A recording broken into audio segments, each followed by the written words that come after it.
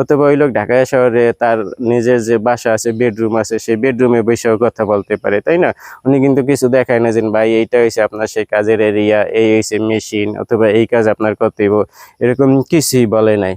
তো আমার কাছে সম্পূর্ণ এটা প্রতারণা মনে হয়েছে, এটা ফাঁদ মনে হয়েছে। যে আপনার আসসালামু আলাইকুম ভিউয়ার্স, তো আমি আপনাদের জানাবো যারা বাংলাদেশে আছেন, যারা বিভিন্ন দেশে যাওয়ার জন্য ইচ্ছুক পোষণ করছেন, যারা বিভিন্ন দেশে যাইতে চান, অনেকে আপনার কিন্তু কাজের অভিজ্ঞতা আছে, সেই অভিজ্ঞতা কাজে লাগাই আপনারা বিদেশে যাইতে চান। তেমনি আমিও আপনাদের মতন, আমি এই গত 25 তারিখে এক জায়গায় গেছিলাম। আপনার হয়েছে যে এই বিদেশে তারা নিব, আমি যেই কাজ করি সেই রিলেটেডে একটা বিজ্ঞাপন দিছিল, সেই বিজ্ঞাপন দেখে সেখানে গেছি। যাই দেখি যেই অফিসের অ্যাড্রেস দিছে সেই অফিসে গেছি। যাওয়ার পর দেখি অসংখ্য মানুষ, মিনিমাম আপনার 200 লোক হইব। তারা বিভিন্ন ক্যাটাগরিতে বিজ্ঞাপন দিছে, যেমন কার্পেন্টার, এরপরে স্প্রে পেন্টার, এরপর টেকনিশিয়ান, ইলেকট্রিশিয়ান, টাইলস মেনশন এরকম, এবং লাস্ট হয়েছে যে সিএনসি অপারেটর, এগুলা দিছে। তো সিএনসি অপারেটরে সেখানে বলা নাই এটা মেটালের নাকি আপনার উডের। তো আমি এইগুলা দেখে গেছি। যাওয়ার পরে দেখি অসংখ্য মানুষ সেখানে ওয়েটিংয়ে আছে, তারা সেখানে অপেক্ষা করতেছে ইন্টারভিউ দেওয়ার জন্য। পরে আমি যা জিজ্ঞাসা করলাম, ভাই এখানে কিরকম কি? পরে তারা বললো যে এখানে আপনার হয়েছে যে সিবি জমা নিতে হয়। আপনার যে সিবি বলতে আপনি যেই কাজ জানেন সেই কাজের উপরে তো অবশ্যই আপনার একটা সিবি আছে, সেই সিবিটা আপনার বানায় নিতে হইব। এরপরে 1 কপি রঙিন ছবি লাগে। এরপরে এইগুলা তাদের কাছে জমা দিলেও আপনার পাসপোর্টের ফটোকপি লাগে, ভোটার আইডি কার্ড লাগে, এইগুলা তারা নেওয়ার পরে এরপরে সেইগুলা তাদের কাছে জমা দিলে তারা তাদের যে এজেন্সি আছে, এজেন্সির একটা টপ শিট আছে, মানে এজেন্সির নামে এরকম এই ফাইল যে জমা হয় বিভিন্ন তাদের শর্তাবলী লেখা থাকে, আমি এই যে স্ক্রিনে দিয়ে দিতেছি, আমি একটা ছবি তুলে রাখছিলাম, দেখতে পারেন। তো এরপরে এই টপ শিটটা জমা করে তারা সবকিছু আপনার একটা ফাইলের মতন বানায় এরপরে যেই কাজের জন্য করে তারে ওই কাজের জন্য ইন্টারভিউর জন্য ডাকা হয়। তো তারা বলছে যে ডেলিগেটস আইসা আপনার হইছে যে করব, ইন্টারভিউ নিব। এই কথা কিন্তু তারা ফেসবুকের ভিডিওর ভিতরে বইলা দিছে। তো পরে যখন গেলাম, আমার যখন ইন্টারভিউ সময় হইলো, পরে যখন গেলাম যাই দেখলাম যে ভিতরে তাদের এজেন্সির অনেক লোকগুলো অফিসে বসে রয়েছে।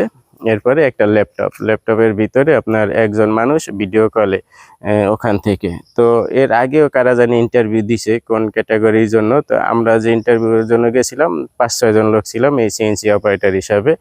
তো পরে যাই দেখি একজন লোক। তো কারে কি জিজ্ঞাসা করছে বলতে পারি না, যেহেতু ভিতরে একজন একজন করে নেয়।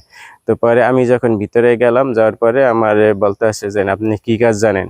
পরে বলছে আমি সিএনসি অপারেটর, প্রোগ্রামার, সিএনসির কাজ জানি। এরপরে বলছে যে আপনি প্রোগ্রাম পারেন? পরে আমি বলছি হ্যাঁ, আমি প্রোগ্রাম হিসাবে সৌদি আরবে 8 বছর কাজ করছি। যখন সৌদি আরবের কথা বলছি যে আমি 8 বছর কাজ করছি, এই কথা শুননাই সে বলছে ঠিক আছে আপনি আসতে পারেন। এখন আমি যে অভিজ্ঞ লোক, অথবা আমি এক দেশ কইরাইছি, এখন এইটা শুননাই কি আমারে বলছে কিনা যে ঠিক আছে আপনি আসতে পারেন।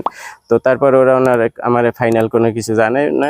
আমি যেই অ্যাড দিকে গেছিলাম অথবা যেই রেফারেন্সে গেছিলাম, ওই লোক বলছে আপনার রবিবার জানানো হইব। এমনিতে আর কোনো কাজ রিলেটেড কোনো প্রশ্ন করে নাই, জাস্ট আমার বলছে আসতে পারেন। তো এতে আমার যে অভিজ্ঞতা, সেই অভিজ্ঞতাটাই আপনাদের সাথে শেয়ার করতে আসি। আমার মনে হয় এই সম্পূর্ণ জিনিসটা ছিল তাদের একটা সাজানো প্ল্যান, অথবা নাটক, অথবা ফ্যাক। তো এটা কি জন্য ফ্যাক বললাম, কারণ আপনার যদি ডেলিগেটস আইতো, ডেলিগেটস বলতে কি বোঝায়, আপনি যেই কোম্পানির কাজে যাইবেন, যেই কাজ আপনি পারেন, সেই কাজের উপরে যারা অভিজ্ঞ, অথবা সেই কোম্পানি থেকে লোক সরাসরি বাংলাদেশে আইসা যদি আপনার কাছে ইন্টারভিউ নিত, অথবা একটা ট্রেনিং সেন্টার থাকতো, সেখানে যাইয়া ট্রেনিং সেন্টারে কিন্তু সব ধরনের কাজের সুযোগ সুবিধা থাকে, যেহেতু সেটা ট্রেনিং সেন্টার। ওখানে যদি সবাই নিত, আপনি কি কাজ পারেন, আপনি প্র্যাকটিক্যালি সেই কাজ কইরা দেখান, তাইলে মনে করতাম না বিষয়টা কিন্তু ঠিক আছে, বিষয়টা কিন্তু অ্যাকচুয়ালি 100% রাইট, কারেক্ট। কিন্তু তারা সেই একটা ল্যাপটপের ভিতরে একজন বাঙালি বইসা রয়েছে, সে তেমন আছে যে আমার যে ইন্টারভিউ নিছে সেটার পাশের অন্য রুমে বসেও সে কথা বলতে পারে। অথবা ওই লোক ঢাকা শহরে তার নিজের যে বাসা আছে, বেডরুম আছে, সেই বেডরুমে বসেও কথা বলতে পারে, তাই না? উনি কিন্তু কিছু দেখায় না যে ভাই এইটা হয়েছে আপনার সেই কাজের এরিয়া, এই হয়েছে মেশিন, অথবা এই কাজ আপনার করতেইব, এরকম কিছুই বলে নাই। তো আমার কাছে সম্পূর্ণ এটা প্রতারণা মনে হয়েছে, এটা ফাঁদ মনে হয়েছে। যে আপনাদের কাছ থেকে যদি আপনাদের পাসপোর্ট এবং কিছু টাকা তারা জমা নিতে পারে, কারণ পাসপোর্ট না টাকা জমা নিতে পারলে তখন তাদের আপনার হয়েছে যে আসল চেহারা আপনি দেখতে পারবেন, বুঝতে পারবেন।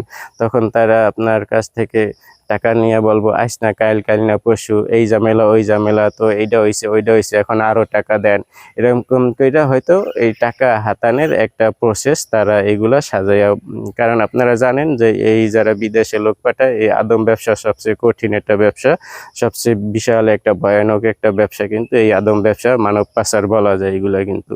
তো এখন ডেলিগেটস কাকে বলে? ডেলিগেটস যদি কোম্পানি সরাসরি লোক ওখানে একজন আরবি আইসা, যেহেতু এটা আপনার কুয়েতের জন্য দেওয়া হয়েছিল, কুয়েতের একজন কুয়েতি আইসা যদি ওখানে ইন্টারভিউ নিত আমাদের, অথবা সেই যে কোম্পানির ভিতরে আমরা যাবো যেই কাজ করবো সেই কাজ যদি ভিডিও কলে দেখাইতো, অথবা সেখান থেকে যদি সে কথা বলতো, তাইলে বুঝতাম না ব্যাপারটা ঠিক আছে রিয়েল। সে সুন্দর একটা দেখলাম মনে হয় এসির রুমে, খুব ভিআইপি একটা রুমের ভিতরে বসে সে খুব একেবারে ফিটফাট হইয়া সে আপনার ল্যাপটপের ভিতরে জাস্ট একজন আসে, সে কি কাজের জন্য আসছে কি জন্য আসছে এই পর্যন্ত জিগায়, বাস ওনার ই করে দেয়। হয়তো দেখা গেছে 200 মানুষের ভিতরে যদি 20 জন মানুষ মনে করেন ওখানে তাদের প্রলোভনে পইরা তাদের পাসপোর্ট, অনেকের নিজের যে অরিজিনাল পাসপোর্ট আছে সেই পাসপোর্টও কিন্তু নিয়ে গেছে, যদি সেই পাসপোর্ট নিতে পারে আর যদি বলে যে এর সাথে 50,000 20,000 অথবা 1 লাখ টাকা জমা দিয়ে যান, আমরা প্রসেসিং কইরা আপনাদের পরবর্তীতে জানাই দেওয়া হইব, এরপরে পরবর্তী ধাপে যে টাকা আসে সেটা আপনার দিতে হইব। তো এইভাবে কিন্তু তারা আপনার পাসপোর্ট নিলেই কিন্তু আপনি ফাইসা গেলেন, আপনার কাছ থেকে কিছু টাকা নিলে কিন্তু আপনি ফাইসা গেলেন।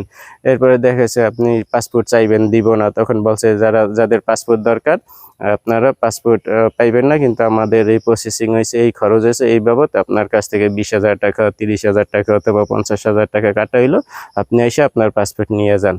তো এইভাবে কিন্তু হয়তো সম্ভবত প্রতারণাটা তারা এইভাবে করতেছে, আমার কাছে যা মনে হইলো, তো সেই জন্য আমি আপনাদের সাথে এই ভিডিওটা শেয়ার করলাম।